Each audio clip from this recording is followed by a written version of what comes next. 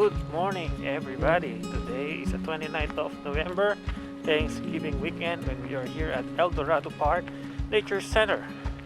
Hi. We are gonna do a quick 2-mile in 1 and 2 mile trail.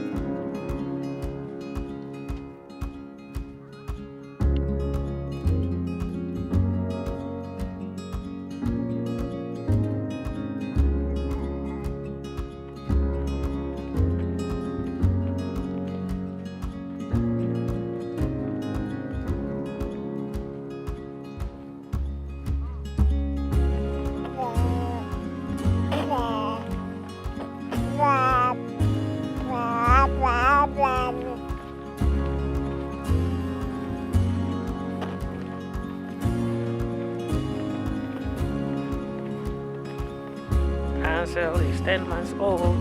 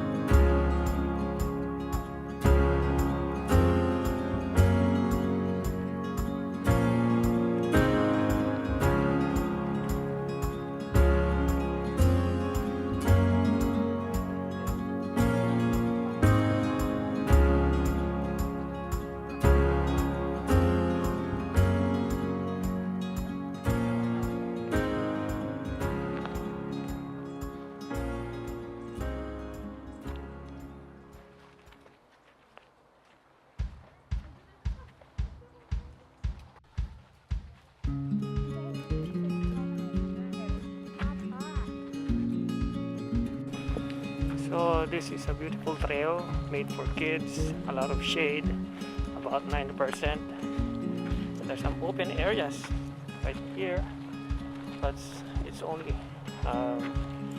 short, so you wouldn't be walking under the sun for a long time. It's mostly shaded.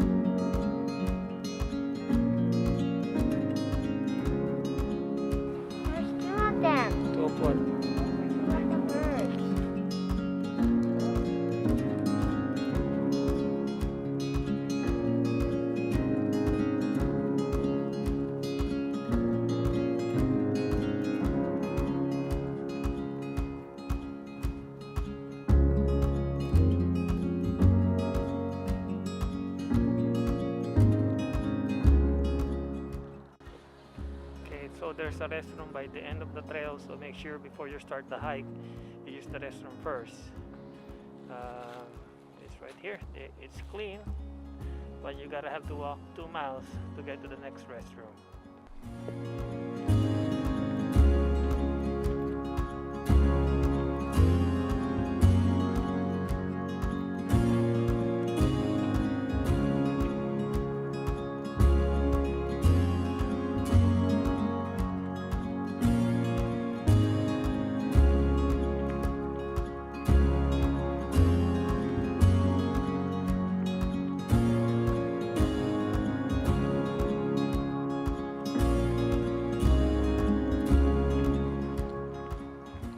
So we're almost at the end.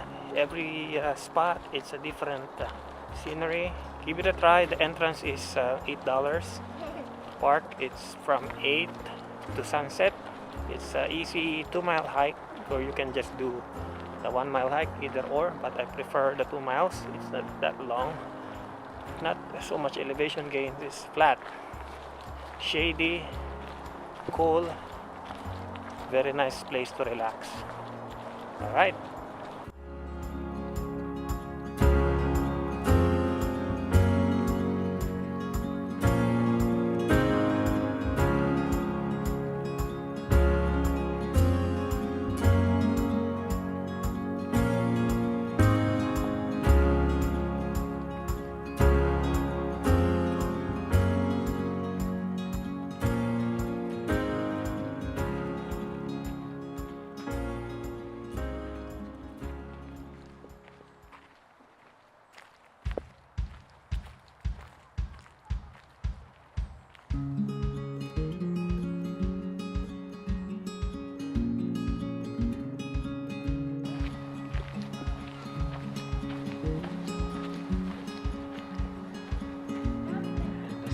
Right there by that